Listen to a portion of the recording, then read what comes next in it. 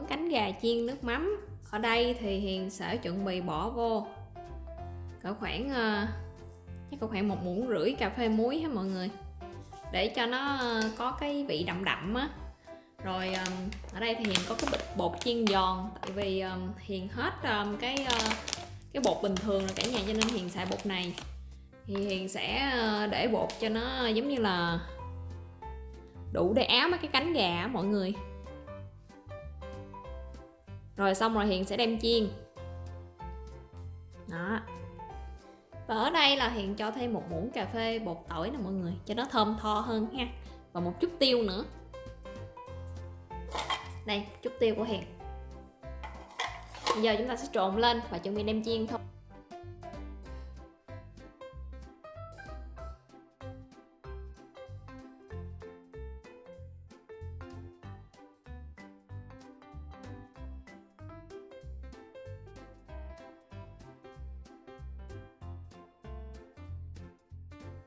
Mọi người ơi, bây giờ là ôi trời ơi, nó mới dằm cái muốn chết luôn vậy.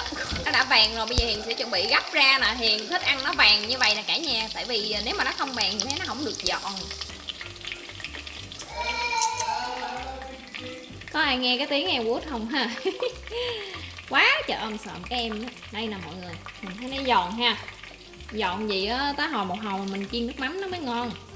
Đó, cái dĩa cánh gà của Hiền.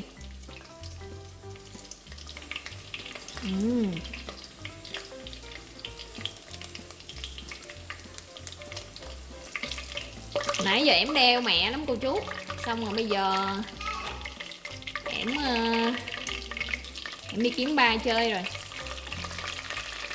Trời ơi, cái này hồi bảo đảm rất là ngon luôn. Rồi sợ văng quá mọi người ơi, cái miếng này nó chưa có được vàng lắm.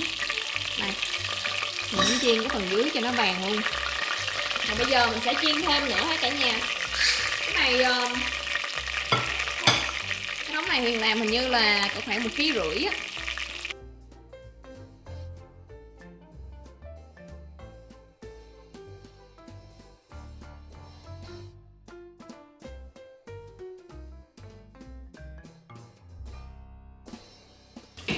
Em này nè cô chú, em này nè. Em giỡn nè cô chú ơi. Chịu rồi, mẹ vượt eo quýt rồi. Chịu rồi, chạy chưa? Chạy từ từ con. Ơi, cầu cứu ba hả con? Con đi cầu cứu ba hả? Chiêu vui, chiêu vui. Chiêu vui quýt ơi. Hà. Hà. Looking for you đã.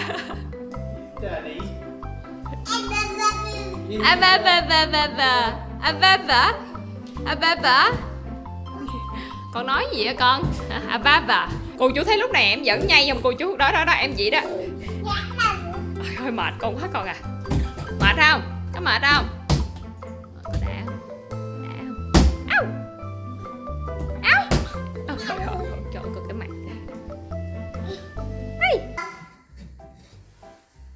Hành tím vô. Đó. Cả nhà có nghe được là tiếng xèo xèo không?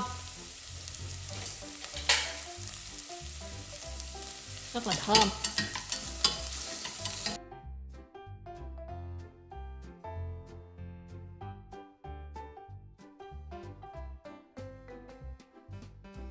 Bây giờ mình sẽ bỏ tỏi vô nè. Đây, tỏi vô.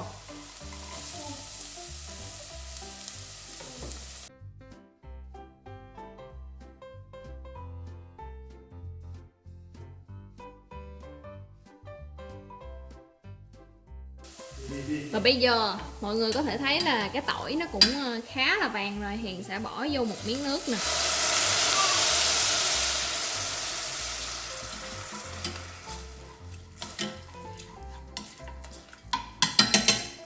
Hiền sẽ vặn lửa cao lên ha cả nhà. Hiền sẽ xịt nước mắm vô.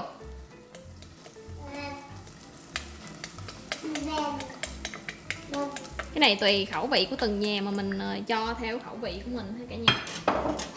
Cái đó Hiền xịt hồi nãy giờ chắc cỡ khoảng 2 muỗng canh quá.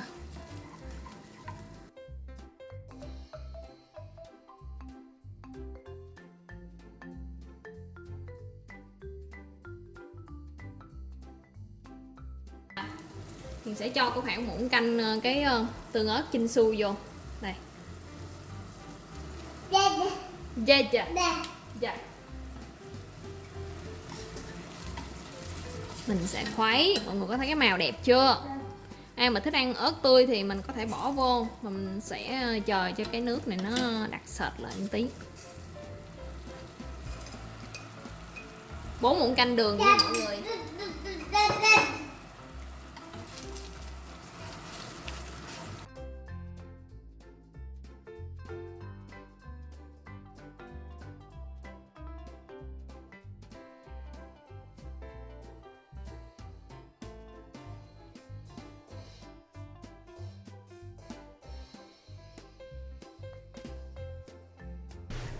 Mọi người ơi, bây giờ là đã xong cái dĩa rồi. Daddy, you wanna take the thumbnail picture?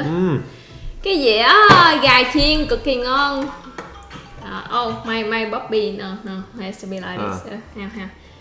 Like this. Yay! How do you start the picture? Xin mời mọi người sang chung với gia đình Hiền.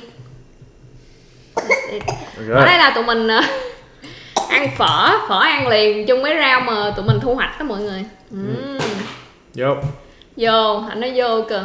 Rượu đỏ. Hiền không có được uống rượu mọi người, chưa được uống rượu. Còn em Elwood thì đang ngồi chơi như cô chú thấy.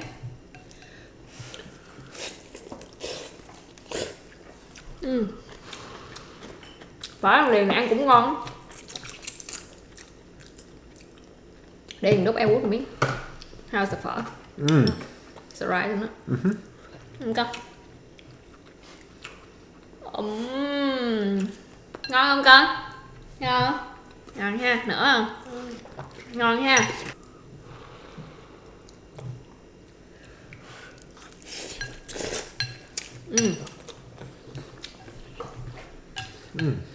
Này nấu với rau mới hái luôn. Có rau ở nhà sướng. How's chicken? Beautiful. Nó gà cực kỳ ngon. Mỡ gà nha mọi người. Đây xin mọi người nè. Rất là vàng luôn. Giòn rụm mà. Crunchy. Better than that rubbish you get at KFC. Nó ngon hơn gà chiên KFC với cả nhà. Rất là vừa ăn. Đặc biệt. Con ăn gà này con.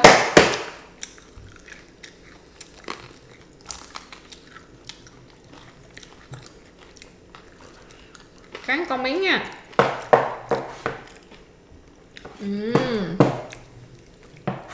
Ngon quá à. Hôm nào ai muốn ăn nó làm thử giống Hiền. Rất là đậm vị và ngon luôn. Đơn giản mà rất ngon. Khỏi cần đi mua gà chiên. Rẻ tiền.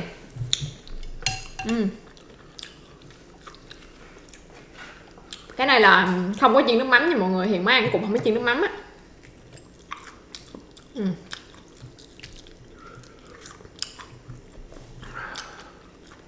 Đó đã.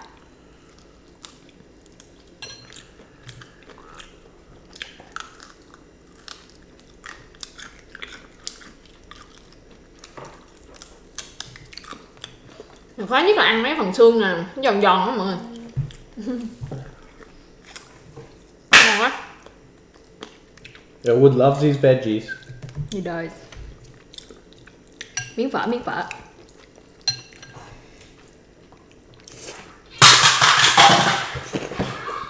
Ông sầm đó. Wrap his book up.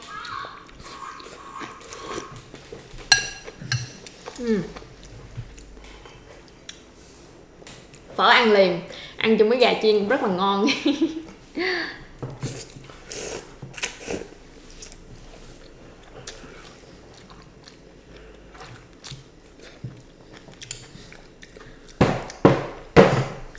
Bây giờ Hiền sẽ ăn thử cánh gà chiên nước mắm. Đây nè, đây là chiên nước mắm nè cả nhà ha. Anh không có thích chiên nước mắm. Anh không có thích thì người ta ăn. Anh hiểu em nói gì không? Đây, Hiền sẽ ăn thử nha cả nhà.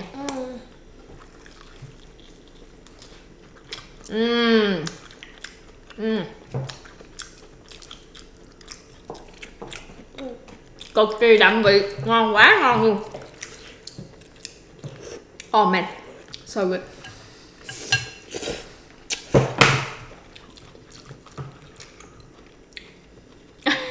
Có bị khát hả? Anh cũng ăn miếng nha mọi người.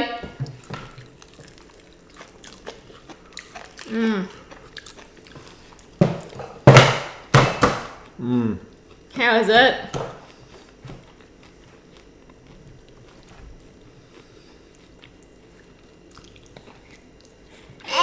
Very sweet. Anh nói rất là ngọt. How is it? You think it's good or no? Ngon quá.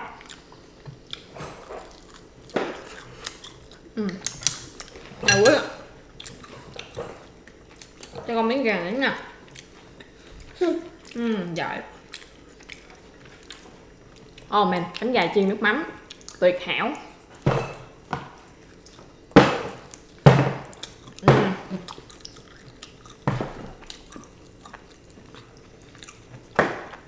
Con ăn món này thường xuyên hơn.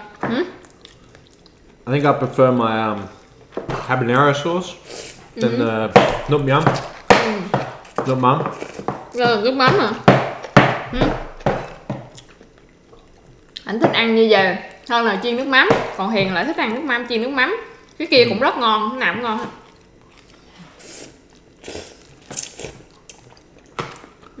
Ngon quá.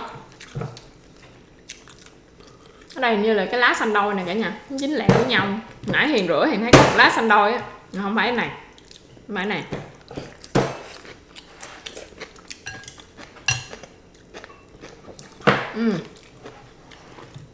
Cái màu nó rất là ngon luôn.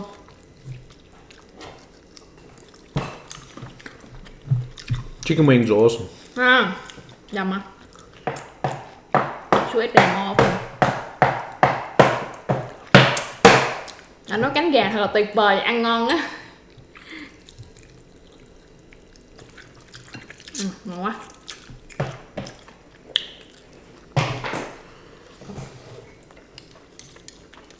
Cái món này á, cho Hiền ăn 3 ngày tuần chắc cũng được. Ngon quá. No. Take the one out. There. No, put him back in. What did he do? Playing with his food. Ông Chris là nói Wood đang chơi với đồ ăn.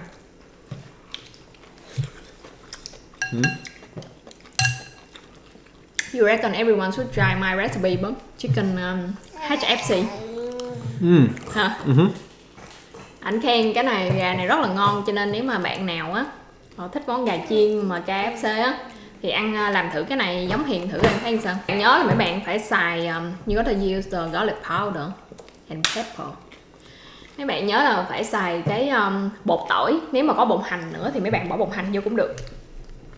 Bởi vì nó tạo cái mùi thơm. Và khi các bạn chiên thì nó sẽ không có bị khét, giống như là khi mà mình xài tỏi tươi á mọi người. Ngon quá. That's some good AFC. AFC? You mean HFC? AFC. What is AFC? À, no FC hả? Hả? What does AFC mean? Aussie fried chicken. Oh, Aussie fried chicken. Giòn. AFC. À, nói AFC có nghĩa là AFC. Nghĩa là gà chiên của Úc, Australia fried chicken đó mọi người. Ngon quá. Aussie fried chicken. Rất là giòn luôn. Nhai gọt gọt. Giòn là giòn của thịt gà chứ không phải giòn của bột. Ở trong là nó vẫn thịt nó vẫn Smell? ngon. Em đang chơi con ớt xanh đó cô chú. Thôi mọi người ơi, chắc mình xin kết thúc cái phim này ở đây. Nếu mà ai có thích cái món gà chiên thì hãy thử làm theo cái cách của Hiền, rất là ngon. Hẹn gặp lại mọi người ở phim sau và chúc mọi người luôn luôn vui vẻ và hạnh phúc.